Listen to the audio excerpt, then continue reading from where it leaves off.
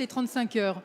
Cette réforme portée par Martine Aubry sur l'assouplissement du temps de travail était certes séduisante pour les salariés, mais c'est une aberration d'un point de vue économique.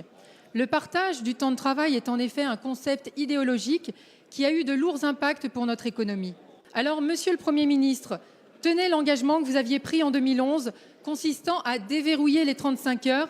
J'ai écouté avec le plus grand intérêt votre question.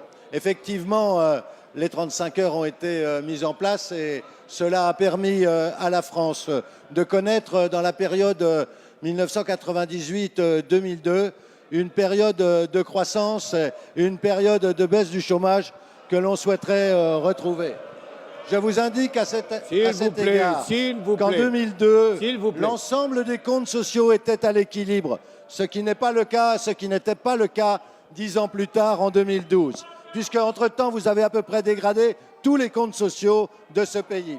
Je vous indique également, mais vous le savez pertinemment, que vous avez été au pouvoir pendant 10 ans et que pendant ces 10 ans, vous n'avez pas touché aux 35 heures. Et c'est aujourd'hui que vous venez à nouveau nous en faire ce reproche, alors même qu'un excellent rapport parlementaire qui a été mené par la députée Madame Barbara Romagnan, ainsi que par le président UDI de cette commission parlementaire, a démontré l'intérêt que pouvait représenter le passage aux 35 heures et la possibilité ainsi pour notre économie d'avoir de la souplesse dont elle avait besoin en 2002.